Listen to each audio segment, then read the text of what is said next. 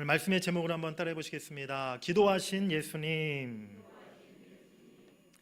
마가복음은 다른 복음서에 비해서 분량이 비교적 짧은 복음서예요. 그래서 마가복음은 굉장히 조금 빠르게 예수님의 사역, 또 예수님의 하신 일들이 사건 중심으로 그렇게 빠르게 진행되고 있는 특징을 보이고 있습니다. 오늘 본문 마가복음 1장 21절부터 34절까지가 예수님께서 갈릴리 가버나움에서 행하셨던 그 행적에 대한 기록의 말씀인데요. 사실 이 말씀이 안식일 하루에 일어났던 일이었던 것입니다. 하루에 참 많은 일들이 일어났어요. 예수님께서 회당에 가셔서 하나님의 말씀을 그들에게 가르치셨고요. 또 회당에서 귀신 들린 자를 만나 귀신을 내어 쫓으십니다. 이후에는 시몬의 집을 신방하셔서 지난주에 말씀드렸던 것처럼 시몬의 그 어머니, 장모님, 그 열병을 고치시는 기적을 예수님이 행하셨죠. 이제 모든 사역을 마치시고 나니까 벌써 하루가 저물어서 해 저물 때가 되었다는 것입니다. 그런데 그것으로 예수님의 하루 일정이 끝이 난 게 아니었어요. 오늘 본문 32절, 33절에 보니까 저물어 해질 때에 모든 병자와 귀신 들린 자를 예수께 데려오니 온 동네가 그 문 앞에 모였더라. 예수님이 하루 종일 가버나움에서 하신 그 일들이 하루 사이에 온 동네 사람들에게 소문이 퍼진 거예요. 그래서 저녁이 되었는데 각색 병자와 귀신 들린 자들, 또 예수님이 어떤 분인지를 직접 보기 위해서 구경하기 위해 온 사람들, 그야말로 온 동네 사람들이 예수님이 거하고 계셨던 시몬의 집 앞에 몰려들게 되었다는 것이죠. 그런데 예수님이 어떻게 하십니까? 오늘 34절에 보니까 예수님을 찾아온 그 병자들, 귀신 들린 자들을 하나하나 만져주시고 예수님이 치료해 주셨다는 거예요. 예수님이 그들을 치료해 주실 때 어떻게 치료해 주셨겠습니까? 수십 명, 수백 명의 병자들 그냥 한꺼번에 모아놓고 한꺼번에 그냥 기도해서 치료해 주셨을까요? 저는 그렇게 하시지 않았을 거라고 생각합니다. 우리 예수님은요, 그분들, 그 병자들 한 사람 한 사람을 만나셨다는 거예요. 그들의 병의 원인을 들으시고 또 그들의 형편을 들으시고 그들의 머리에 안수하시고 그들의 손을 잡아주시고 그들의 한 사람 한 사람을 우리 예수님이 사랑으로 치료해 주신 줄 믿습니다. 그렇기 때문에 예수님의 이 사역은요, 아마도 밤 깊은 늦은 시간까지 이어졌을 거라는 거예요. 어쩌면 새벽녘까지도 그 사역이 이어졌을지도 모릅니다. 우리 예수님도 우리와 똑같은 인간의 육신의 몸을 입고 계셨기에 예수님도 얼마나 힘들고 지치셨을까 우리가 충분히 생각해 볼 수가 있는 것이죠. 하지만 우리 예수님 그 힘들고 피곤한 중에서도 기도를 쉬지 않으셨다는 사실입니다. 우리 첫 번째로 한번 크게 따라해 보시겠습니다. 환경을 이기고 기도하신 예수님. 예수님은 이처럼 안식일 날 종일토록 말씀을 가르치시고 병자들은 고치시는 그런 사역을 하셨는데 그 힘들고 피곤하고 바쁜 하루의 사역을 마치시고 그 다음 날 예수님이 무엇을 하셨습니까? 오늘 본문 35절 우리 함께 읽겠습니다. 시작. 예수께서 일어나 나가 한적한 곳으로 가사 거기서 기도하시더니 아멘. 예수님은 피곤한 하루를 보내고 난 다음 날 푹 하루를 휴식하거나 쉬신 것이 아니었어요. 새벽 아직 해가 뜨기 이전에 가장 일찍 일어나 한적한 곳으로 가셔서 거기서 기도하셨다라고 오늘 말씀하고 있는 것입니다. 기도하기 힘든 그 환경을 이겨내시고 예수님은 여전히 기도하셨던 것이죠. 바로 이것이 우리 주님의 생애였습니다. 예수님은 하나님의 아들이셨음에도 불구하고 이처럼 매일매일을 매 순간을 기도로 살아가셨던 것이죠. 마가복음에서 예수님께서 기도하신 장면이 크게 세 군데 기록되어 있는데요. 바로 첫 번째가 오늘 본문 마가복음 처음 부분인 1장에 예수님이 새벽에 기도하셨다라고 말씀하고 있어요. 그리고 마가복음의 중간 부분인 마가복음 6장 46절에 무리를 작별하신 후에 기도하러 산으로 가시니라 라고 말씀하시면서 예수님께서 산에 올라가 기도하셨음을 말씀하고 있고요. 또 한 가지는 마지막, 이제 마가복음 마지막 부분인 14장에 바로 그들이 겟세마네라 하는 곳의 이름에 예수께서 제자들에게 이르시되 내가 기도할 동안에 너희는 여기 앉아 있으라 하시고, 우리가 잘 아는 겟세마네 동산에서의 기도의 장면을 마가복음 마지막 부분에 기록하고 있는 것입니다. 마가는요, 마가복음 처음 부분과 중간 부분과 이 마지막 부분에 예수님의 기도하셨던 그 장면을 그렇게 집어넣으면서 바로 예수님의 사역 가운데 기도가 언제나 그 중심에 있었음을 우리에게 말씀해 주고 있는 줄 믿습니다. 예수님을 둘러싼 환경은 언제나 기도하기가 좋은 그러한 형편 상황이 아니었다는 거예요. 기도할 처소, 기도할 장소가 따로 마련되어 있는 것이 아니었습니다. 그래서 오늘 예수님께서 이 새벽에도 한적한 곳으로 멀리 나가서 기도하셨다라고 말씀하지 않았습니까? 기도할 시간이 주어져 있지 않았습니까? 낮에는 늘 사역으로 분주하셨기에 바로 새벽 시간 아니면 밤 깊은 시간에 예수님은 기도하실 수밖에 없었다는 거예요. 육신적으로 지치고 피곤하신 하루하루의 일정이었습니다. 예수님의 기도를 누가 도와주는 사람이 있었던 것도 아니었어요. 예수님이 기도하실 때 제자들이 그 예수님의 곁에서 함께 기도의 동역자로 예수님의 기도를 도와주었던 것이 결코 아니었다는 것입니다. 사실 우리를 둘러싼 오늘날의 환경 또한 우리가 기도할 수 있도록 우리를 도와주질 않습니다. 요즘 우리 현대인들의 삶이 얼마나 바쁩니까? 우리가 일터에서 직장에서 그야말로 아침 일찍부터 저녁 늦게까지 하루 종일 분주하게 그렇게 하루를 살아가죠. 가정에서 살림하시는 우리 어머님, 우리 아내들도 늘 하루가 정신없이 바쁘게 지나갑니다. 사람들과의 약속도 있고 만남도 있고 또 현대인들의 요즘 생활 패턴이 늦게 잠들 수밖에 없는, 그래서 밤 11시, 12시에야 그렇게 잠자리에 드는 것이 요즘 우리 대부분 현대인들의 그런 생활 패턴이기 때문에 사실 기도할 수 있는 그런 좋은 환경이 우리에게 주어지지는 않는다는 것이죠. 그런데 여러분 꼭 기억하시기 바랍니다. 기도하기 좋은 환경이 갖추어지기를 우리가 기대해서는 안 된다는 거예요. 그때를 기다려서는 안 된다는 것입니다. 그런 환경은요 앞으로도 결코 우리에게 만들어지지가 않습니다. 오직 하나님의 은혜와 우리의 열정, 열심이 바로 필요하다는 사실을 여러분들이 꼭 기억하시기를 바랍니다. 집사님, 올해는요 작년에 비해서 좀 더 기도에 힘쓰시면 참 좋을 것 같습니다. 우리 집사님 바쁘시지만 그래도 꼭 시간 내셔서 새벽 기도를 오시든지 아니면 하루에 시간을 정하셔서 그렇게 꼭 내년에는 우리 집사님 더 기도에 힘쓰세요. 아유 목사님, 저도 그러고 싶은데요, 올해도 제가 참 바빴지만 내년에는요 저희 직장이 프로젝트가 더 중요한 게 떨어져 가지고요 내년에는 더 바빠질 것 같아요. 제가 내년에도 참 기도하기는 좀 어려울 것 같습니다. 목사님, 제가 일을 다 마치면 회사에 중요한 일이 끝나면 한가해지면 그때 제가 기도할게요. 목사님, 여러분 어떻게 생각하십니까?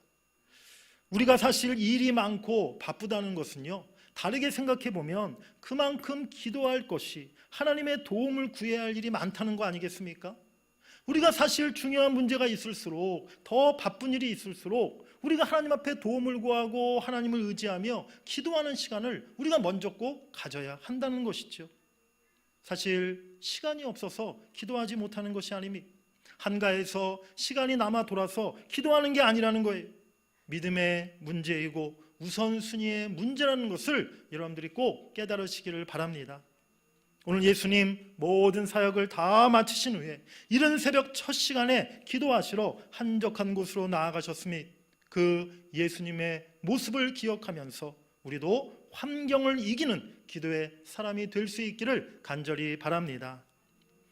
그게 두 번째로 오늘 예수님은 우리에게 기도의 능력을 보여주시고 계십니다. 우리 한번 따라해 보시겠습니다. 기도의 능력을 보여주신 예수님. 예수님은요 기도하면 살고 기도하지 않으면 죽는다는 것을 우리에게 오늘 몸소 보여주신 거예요. 우리의 영혼이 기도할 때 날마다 생명력을 유지할 수 있고 우리가 기도하지 않을 때는 우리의 영혼이 죽을 수밖에 없다는 것을 예수님이 오늘 우리에게 분명히 몸소 기도로 보여주신 줄 믿습니다. 복음의 능력이 기도로부터 비롯됨을 우리에게 오늘 알게 하시고 계시는 것이죠. 공생의 기간 동안에 우리 예수님은 늘 기도하시면서 하나님의 능력을 구하셨음을 우리가 복음서를 통해서 발견하게 됩니다. 누가복음 5장 16절 말씀 우리 같이 한번 읽어보겠습니다. 시작. 예수는 물러가사 한적한 곳에서 기도하시니라. 아멘. 누가복음 5장 16절에서 예수님이 기도하셨다라고 말씀하시는데 여기서 기도하시다라는 이 동사가 헬라어에 보면 그 동사의 시제가 미완료 시제로 되어 있는 것을 보게 됩니다. 헬라어에서 이 미완료 시제는요, 한 번으로 그 행위가 끝난 것을 말하는 것이 아니라 그 행위가 지속적으로 이어지는 것, 지속적으로 반복되는 행위를 말할 때 바로 이 미완료 시제 동사를 사용하는데, 예수님이 기도하시니라 라는 이 동사에 바로 그 미완료 시제가 사용되었다는 것이죠.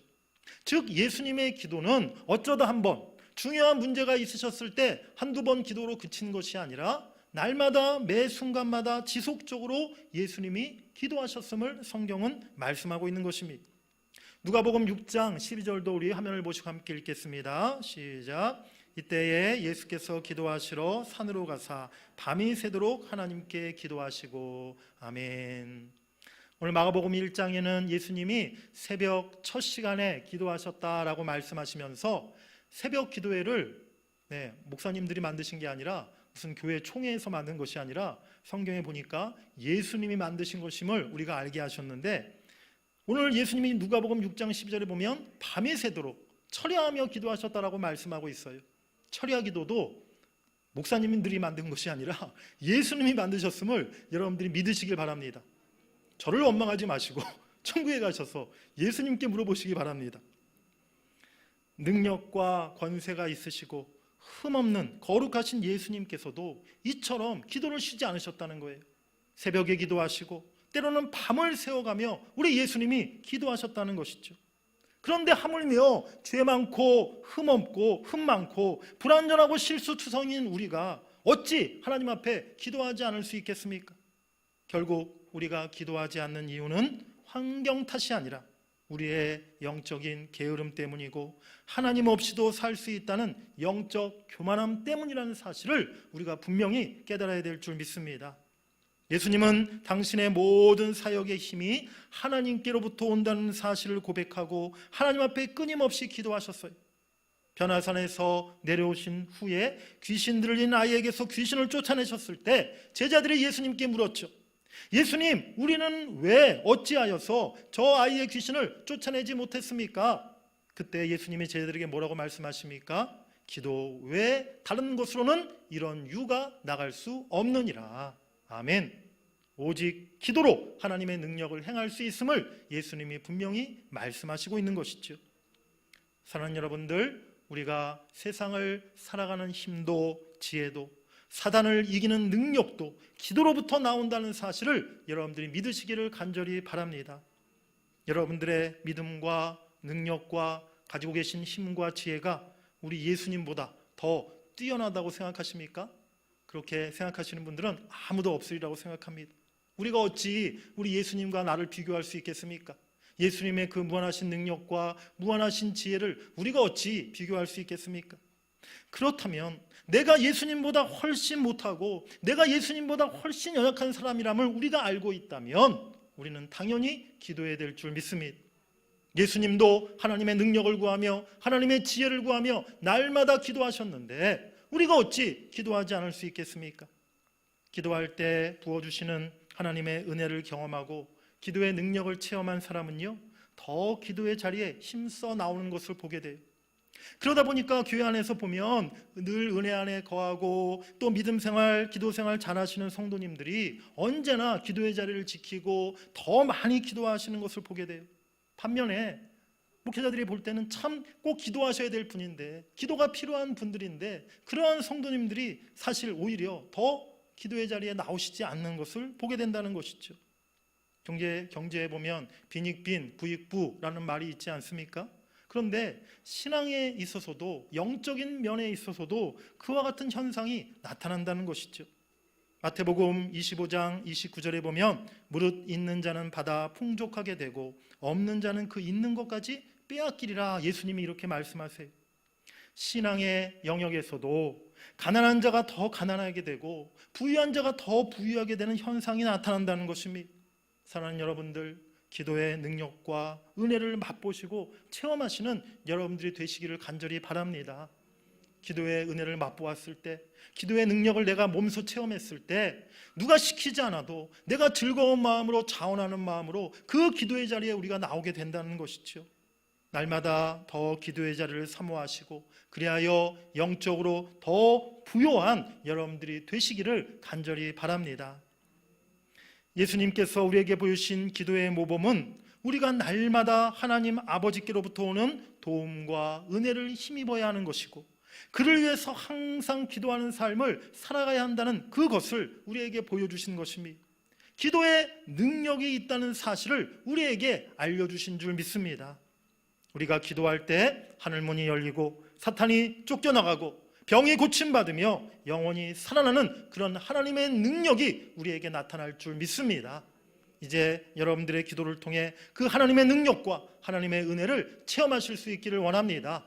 그래서 우리의 삶이 기도를 통해 하나님의 더 크신 그 능력을 경험하는 살아있는 여러분들의 신앙이 될 수 있기를 주의 이름으로 간절히 축복합니다. 그게 세 번째로 오늘 예수님은 새벽에 기도하셨어요. 우리 따라해 보시겠습니다. 새벽에 기도하신 예수님. 오늘 본문에 보니까 새벽 아직도 밝기 전에 예수님께서 기도하셨다라고 말씀하고 있는데요. 유대인들의 시간 개념은 우리와 조금 다릅니다. 유대인들은 낮을 오전 6시부터 오후 6시까지를 낮으로 생각하고, 그 다음에 밤은 오후 6시부터 그 다음날 오전 6시까지를 유대인들이 밤으로, 그렇게 낮과 밤을 구분한다는 것이죠. 그래서 밤을 또 이제 크게 세 부분으로 유대인들은 나누는데요. 1경, 2경, 3경 이렇게 구분을 합니다. 오후 6시부터 10시까지가 1경이고, 오후 6시부터 다음날 새벽 2시까지가 2경이고, 새벽 2시부터 새벽 6시까지가 이제 3경이다라고 유대인들이 부르는데, 오늘 예수님이 새벽에 기도하셨던 이 시간은 바로 밤 3경에 해당하는 시간이라는 것입니다. 즉 새벽 2시부터 6시 사이. 그래서 그 중간을 생각해 보면 새벽 4시경에 우리 예수님이 기도하셨다는 것이죠. 왜 예수님이 하필이면 새벽에 기도하셨을까요? 오전 한 9시쯤 아니면 낮 12시쯤 기도하셨으면 우리가 오늘날 굉장히 좀 편했을 텐데, 왜 예수님은 새벽 4시, 그 새벽 이른 아침에 굳이 기도하셨을까요? 새벽 시간이 뭐 특별한 거룩한 시간이기 때문에, 새벽 시간이 더 뭐 하나님의 은혜가 2배로 임하는 시간이었기 때문에 예수님이 새벽 시간을 찾은 것은 아니었다는 것입니다. 예수님께서 그 전날 안식일의 하루를 어떻게 보내셨습니까? 그야말로 하루 종일 정신없이 바쁘게 밤늦게까지 사역하시고 그렇게 분주한 하루를 보내셨다는 것이죠. 예수님은 이처럼 낮에는 여러 가지 늘 사역들로 많은 백성들을 만나고 그들에게 말씀을 가르치고 그들의 병을 치유하시는 그러한 일들이 많으셨기에 낮에는 예수 하나님 앞에 기도할 수 있는 그 기도의 시간을 만드실 수가 없었다는 것입니다.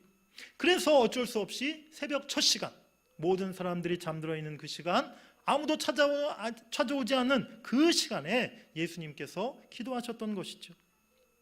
우리도 생각해보면 하루 중에 새벽 시간이, 아침 시간이 그래도 매일 우리가 꾸준하게 시간을 정하고 기도할 수 있는 가장 좋은 시간이라는 것입니다. 우리가 다른 시간대에도 사실은 기도 시간을 정해서 기도할 수 있어요. 뭐 아침 9시, 나는 12시에 기도하겠다. 아니면 나는 잠들기 전에 밤 10시에 매일 기도하겠다. 우리가 사실 그런 또 마음을 가져본 적도 있지 않습니까? 그런데 막상 해보면요, 낮 시간에는, 저녁 시간에는요, 우리가 생각했던 만큼 날마다 그 시간에 기도하기가 쉽지가 않더라는 것이죠. 꼭 기도하려고 하면 누가 찾아오고요, 뭐 전화가 갑자기 오고요, 뭐 손님이 갑자기 들이닥치고요, 그런 여러 가지 일들이 우리 삶에 일어나더라는 것이죠. 그래서 낮 시간, 저녁 시간보다는 바로 새벽 시간, 아무도 찾아오지 않는 그 시간, 그 시간이 오늘 우리들에게도 가장 기도하기에 좋은 시간이라는 것입니다. 새벽 그 자체에 어떤 특별한 힘이 있는 것은 아니지만 하루의 첫 시간을 하나님과 교제하며 그렇게 하나님 앞에 기도로 시작한다는 것, 의미 있고 복된 일임을 여러분들이 기억하시기를 바랍니다. 새벽 기도에 늘 나오시는 권사님들이 그런 말씀들을 하실 때가 있어요. 새벽 기도 이렇게 매일 새벽 기도 한 날과 어쩌다가 이렇게 새벽 기도 못 나온 날과 너무 다르다는 거예요. 그래서 매일 새벽 기도 나오다가 어쩌다 하루 빠지면 그날은 하루 종일 힘도 없고 기운도 안 나고 왠지 그 한 해가 하루가 우울하고 그러시다는 것이죠. 정말 그렇습니다. 우리가 하루를 기도로 시작한 것과 그렇지 않은 것과는 차이가 있을 수밖에 없다는 거예요. 심리학자들이 이런 얘기를 합니다. 하루를 시작하는, 아침에 눈을 떴을 때 처음 그 가진 마음, 또 첫 번째 한 행동이 그 하루 전체를 좌우한다라고 그렇게 이야기를 해요. 알람 소리를 못 들어서 늦잠을 자가지고 아주 그냥 아침도 못 먹고 정신없이 출근한 날 하루가 정신없지 않습니까? 일어나자마자 괜히 남편이나 아내에게 짜증을 낸 날 하루 종일 기분이 그렇게 편치가 않아요. 가정에서 특별히 우리 초등학생이나 중고등학생들, 우리 자녀들, 손자, 손녀들이 가정에 있는 자녀들 아침에 학교 갈 때마다 전쟁 아닙니까? 아이들은 늘 늦잠 자고, 그러니까 우리 부모님들은 학교 등교 시간에 맞춰서 아이들을 깨워서 보내야 되니까 아이들을 막 이렇게 어렵게 깨우는데요. 대부분 부모님들이 아이들을 깨우는 모습을 보면 막 소리를 지르거나 야 빨리 일어나라, 늦었다, 오늘도 늦잠 자냐, 빨리 안 일어나 하고 그렇게 소리를 지르시는 경우가 많거나요. 심지어는 제가 그런 경우도 본 적이 있어요. 아이들이 엎드려 막 자고 있으면 가가지고 그냥 등짝을 그냥 스매싱으로 찰싹, 안 일어나냐고, 빨리 일어나라고, 뭐 엉덩이를 막 찰싹 이렇게 때리시는 그런 부모님들도 있더라고요. 그런데 그렇게 여러분들 자녀들을 깨우지 마시고요. 우리 자녀들 자고 있으면 늦잠을 비록 자고 있다 할지라도 그 곁에 가셔서 우리 자녀들 머리에 손을 얹고 기도해 주시면서 우리 아이 하루, 우리 사랑하는 아들, 딸 오늘 하루도 복되고 또 하나님이 함께 하신 하루가 되게 해 주시옵소서 기도하면서 우리 아이를 한번 깨워보시기 바랍니다. 아니면 사랑하는 아들, 딸 이렇게 품에 한번 안아보시면서 아들아, 딸아 이제 일어나야지, 아빠가 오늘도 엄마가 너를 사랑한다 이렇게 한번 안아보시면서 아이들을 깨워보시기 바래요. 처음에는요 아이들이 아유 엄마 아빠 징그러워요 네 그럴지도 몰라요. 하지만 분명히 다르다는 거예요. 아침부터 첫 일어날 때부터 엄마 아빠의 잔소리 아니면 등짝 스매싱을 맞고 일어난 아이와 하나님의 그 사랑이 담긴 그 축복의 기도, 어머니의 아버지의 따뜻한 사랑의 품으로 그렇게 하루를 시작한 아이와 하루의 삶이 분명히 다르다는 것입니다. 기도로 하루를 시작하는 것, 그렇기 때문에 우리의 하루의 삶에 너무나 중요하다는 것이죠. 기도로 우리 마음을 깨끗이 하고 우리의 심령을 거룩한 영으로 충만하게 할 때 우리 하루의 생활이 더 경건하고 진실하고 아름답고 복된 그런 하루하루가 될 줄 믿습니다. 시편 5편 3절 말씀, 우리 자막을 보시면 함께 같이 읽겠습니다. 시작. 주께서 나의 소리를 들으시리니 아침에 내가 주께 기도하고 바라리이다. 아멘. 이어서 시편 46편 5절입니다. 하나님이 그 성중에 계심에 성이 흔들리지 아니할 것이라 새벽에 하나님이 도우시리로다. 우리 마지막으로 시편 119편 147편 47절도 읽겠습니다. 내가 날이 밝기 전에 부르짖으며 주의 말씀을 바라싸우며 주의 말씀을 조용히 읊조리려고 내가 새벽녘에 눈을 떴나이다. 아멘. 오늘 시인은 새벽에 하나님이 도우시리라 믿으며 새벽 아침에 말씀을 묵상하고 새벽 아침에 하나님 앞에 기도한다라고 말씀하고 있습니다.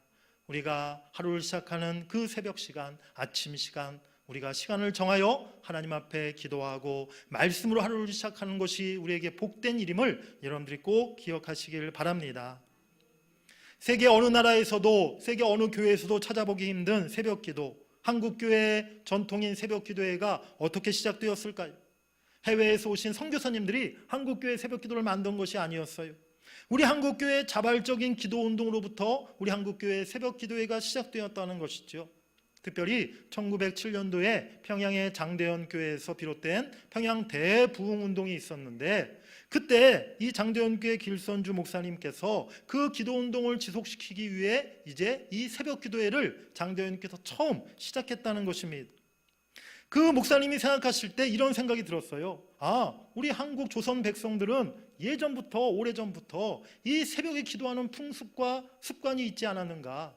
오랫동안 불교 국가였기 때문에 이 불교의 새벽 예불이라는 전통이 있었고, 또 옛날 어머님들, 여인들은 아침 새벽 시간에 부엌에 맑은 물 그릇에 떠놓고 달이랑 칠성신이랑 삼신할머니에게 그렇게 기도했던 그 습관이 있었는데, 이것을 이제 하나님께 기도하는 것으로 바꾸어 보자 라는 그런 생각을 가지셨다는 것이죠. 우상에 대해서 기도했던 것이 하나님에게 대해 기도하는 그러한 좋은 새벽 기도의 모습으로 변화되었다는 것입니다. 한국교회 부흥의 가장 큰 원동력이 바로 이 새벽 기도로부터 시작되었음을 여러분들이 깨달으시길 바랍니다. 저는요, 전 세계에서 전쟁 이후에 가장 가난했던 우리 대한민국이 정말 하나님의 큰 축복을 받아 이와 같이 선진국 반열에 들어서게 된 것이요, 1970년도 새마을운동 종소리로 비롯된 것이 아니라 우리 교회마다 울렸던 새벽 종소리로 인해서 우리 하나님께서 우리나라를 축복하셨다고 저는 믿습니다. 그 기도가, 그 새벽의 기도가 우리 한국을 깨웠고 한국을 살렸고 한국의 부흥과 축복의 원동력이 되었음을 여러분들이 믿으시기를 간절히 바랍니다. 1952년도 12월 17일 날 한참 한국 전쟁 중이었던 때에 부산에서 7천여 명의 많은 목회자들과 성도들이 모였던 대집회가 있었어요.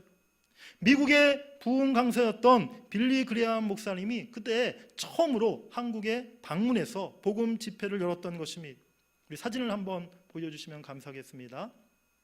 그 당시 부산이 피난민들이 모여있던 곳 아니었습니까? 그 피난민 그 모여있던 사진인데요. 그 다음 사진 보시면 바로 이 사진이 그 젊었던 빌리 그레이엄 목사님이 한국에 오셔서 그 당시에 부산에서 그 집회를 열었던 이 장면의 사진인데요. 빌리 그레이엄 목사님이 그때 한국에 와서 한국교회를 보시면서 부산에 있는 여러 교회들을 보시면서 가장 감명 깊게 느꼈던 것이 한국교회의 새벽 기도였다라고 그렇게 훗날 이야기를 합니다. 그래서 한 책에서 이와 같이 이야기를 해요. 캐나다의 아침은 숲속에 새들이 잠을 깨우고 일본의 아침은 공장의 엔진 소리와 임무교대의 사이렌 소리가 잠을 깨우며 한국의 아침은 교회에서 부르는 새벽의 찬송 소리와 기도 소리가 잠을 깨운다. 아멘. 우리 한국교회를 깨운 것은, 우리 한국교회를 다시 한국 대한민국을 일으킨 것은 우리 교회의 새벽 기도였음을 여러분들이 기억하시기 바랍니다. 그랬던 한국교회가 언제부턴가 새벽 기도의 위기를 지금 맞고 있어요. 새벽 기도자들이 점점 줄어드는 현상이 나타나고 있습니다. 제가 예전에 서울의 강남에 있는 아주 큰 교회에 있는 저희 선배 부목사님에게 한번 만나서 물어본 적이 있어요. 목사님네 교회는 주일날 이렇게 큰 교회에 출석하는 성도님들이 예배 몇 명이나 오십니까? 했더니 제적 인원은 진짜 한 3만 명 되고요. 주일날 그 중에 출석하는 성도들 숫자만 해도 2만여 명, 15,000에서 2만 명 이렇게 성도님들이 주일날 1부부터 한 6부 예비까지 나눠서 그렇게 오신다라고 이야기를 하시더라고요. 그래서 제가 참 대단합니다, 목사님 그렇게 놀랐는데 제가 한 가지 더 여쭤봤어요. 그런데 목사님, 그러면 평일날 새벽 기도에는 성도님들이 그 중에 한 몇 분이나 오세요? 라고 제가 물어봤더니 목사님이 얘기하시더라고요.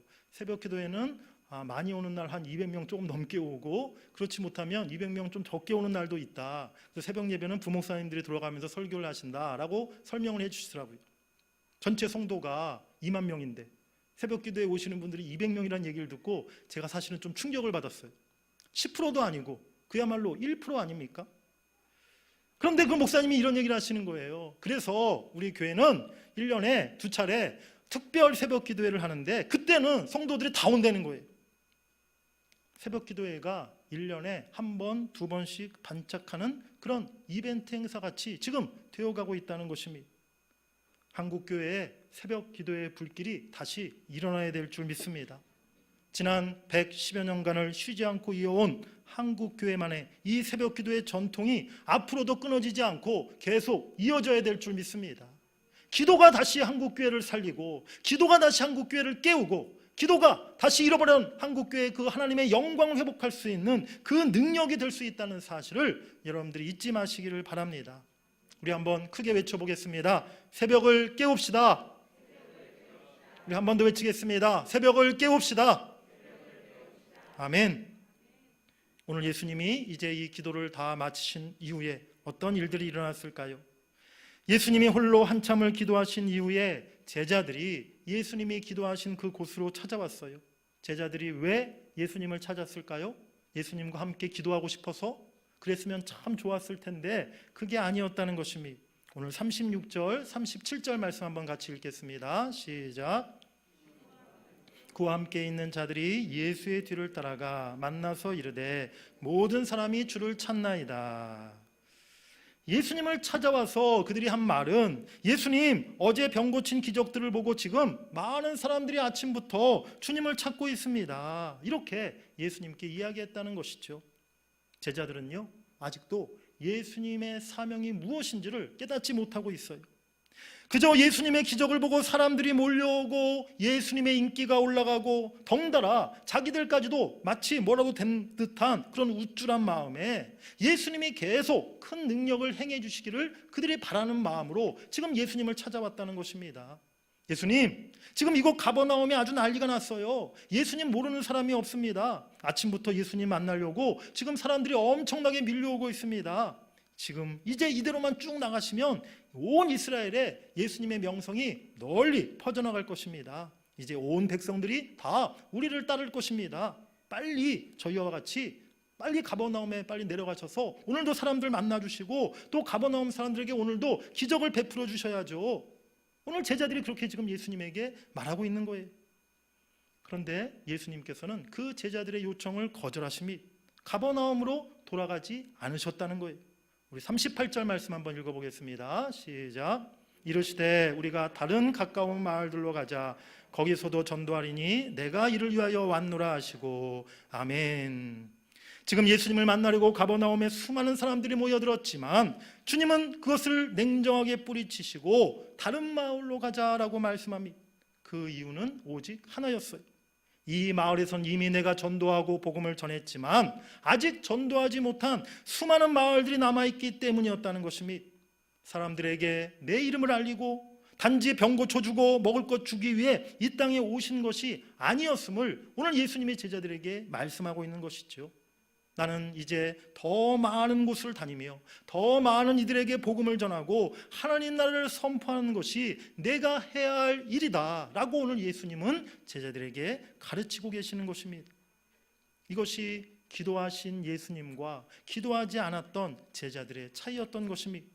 기도하지 않았던 제자들은요, 그저 눈에 보이는 사람들만 생각했어요.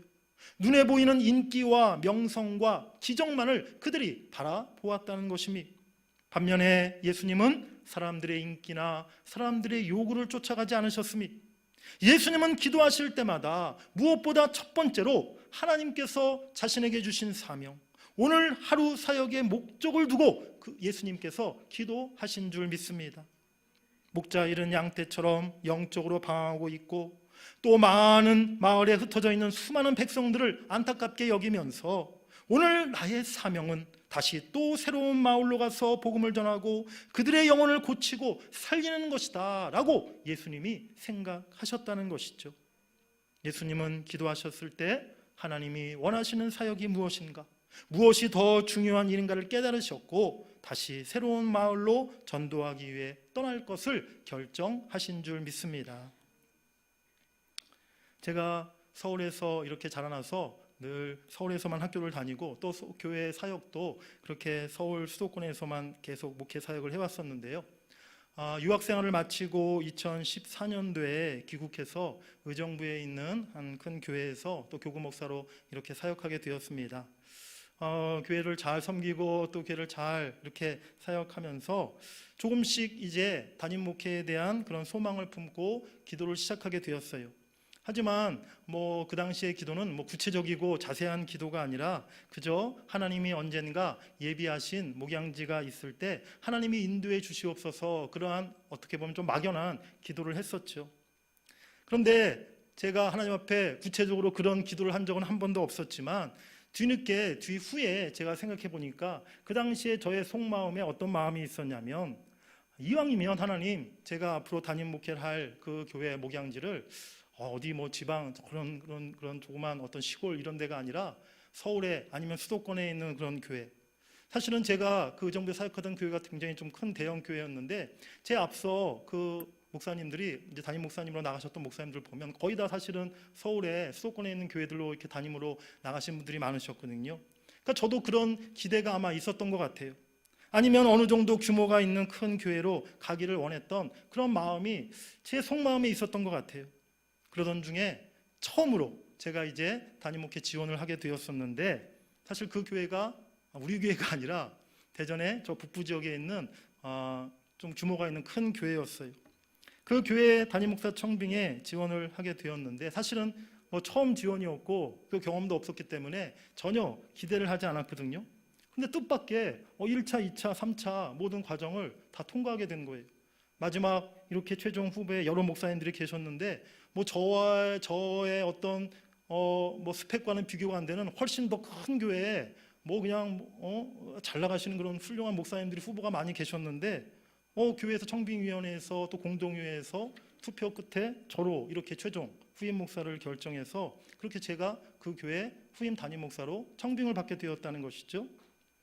청빙위원회에서 어떤 약속을 저에게 하셨냐면 그 당시에 그 교회는 그 원래 목사님이 이제 개척해서 한 20여 년 동안 교회를 크게 부흥해서 이렇게 성장시켰던 교회인데 이제 목사님이 은퇴를 앞두고 이제 저를 미리 이렇게 청빙해서 2년 동안 공동으로 담임 목회를 하고 나서 이제 2년이 지나면 이제 그 목사님이 은퇴하시고 제가 곧바로 위임 목사로 위임받기로 그렇게 청빙위원회에서 약속을 그렇게 하셨어요.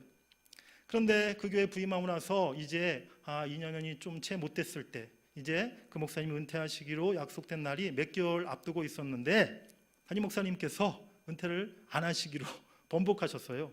내가 앞으로 아직 젊으니까 아직 건강하니까 한 5년 이상은 더 담임 목회할 수 있겠다라고 이렇게 이야기하시면서 뭐 교회 정관도 바꾸고 뭐 여러 가지 이렇게 일을 하셔가지고 그냥 담임 목사님 뜻대로 그렇게 말도 안 되는 결정을 내려버리신 것이죠. 그리고 목사님은 저에게 이야기하시더라고요.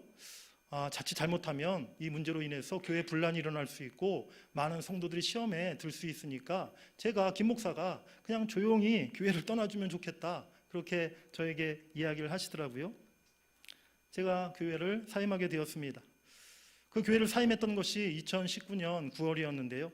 그야말로 하루아침에 제 모든 것이 다 잃어버리게 되었어요. 교회 섬기던 교회 목양지를 잃어버렸고 성도들을 다 잃어버렸고 또 제 모든 생활 터전이 다 하루아침에 그냥 다 사라져버렸어요. 저와 저희 가족들 그냥 하루아침에 어디 간신히 단칸방 어디 구해서 그렇게 지낼 수밖에 없게 되었죠. 서울에 예전에 사역하던 교회에서 이제 한동안 교육 목사로 이제 있으면서 또 코로나가 찾아와서 정말 어디도 갈 수 없는 그런 상황이 되어버렸습니다. 우리 교회 부임하기까지 그때부터 1년 한 8개월 정도의 시간이 지났었는데요. 사실 그때 그 시간이 제 인생에 있어서 정말 가장 큰 고난과 시련과 아픔과 또 매일매일 눈물의 그런 시간이었다는 것입니다. 아무것도 그야말로 의지할 게 없었습니다. 대전에 뭐 제가 연고지가 아니기 때문에 대전에 누구 찾아갈 사람도 없고요. 뭐 도와줄 사람이 아무도 없었어요. 그저 하나님만 바라보고 기도할 수밖에 없는 그러한 하루하루의 시간이었습니다.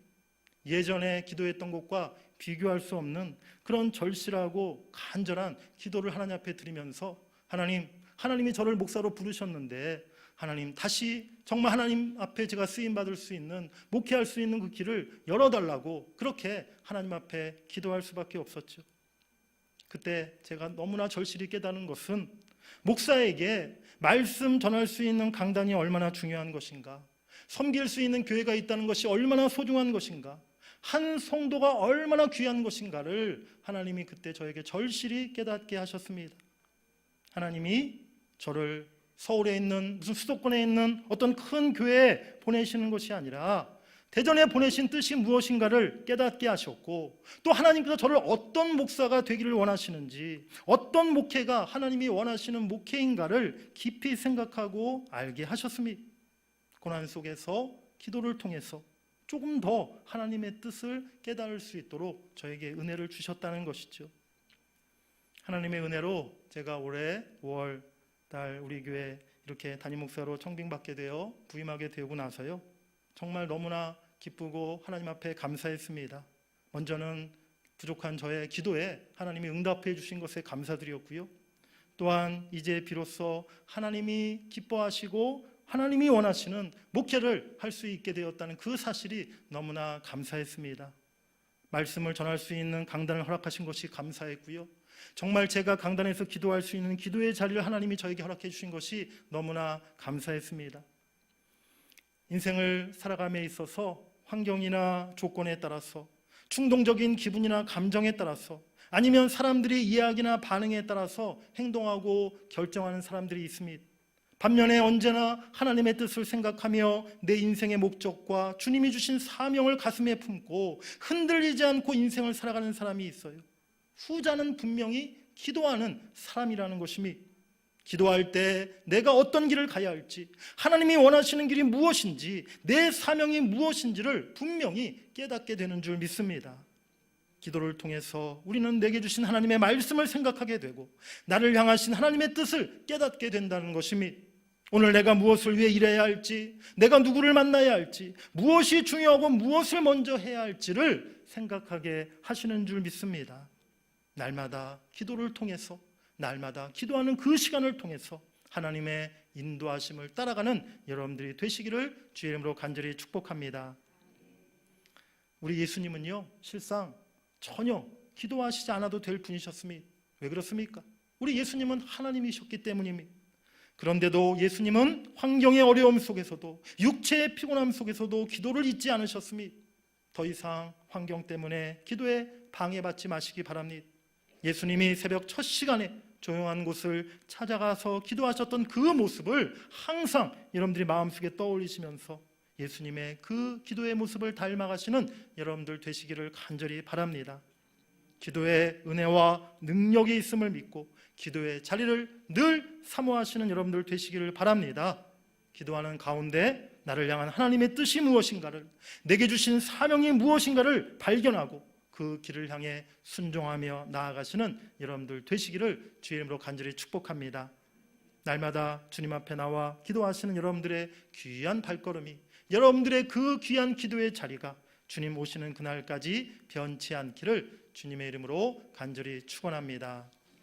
우리 함께 찬양하고 기도하는 시간 갖겠습니다. 우리 말씀을 생각하시면서 우리 기도할 수 있는데 라는 우리의 복음성가인데요, 우리 찬양의 가사처럼 오늘 우리의 여러 가지 인생의 문제가 있습니까? 하지만 하나님께서 우리에게 기도할 수 있는 은혜, 기도의 자리를 허락하신 줄 믿습니다.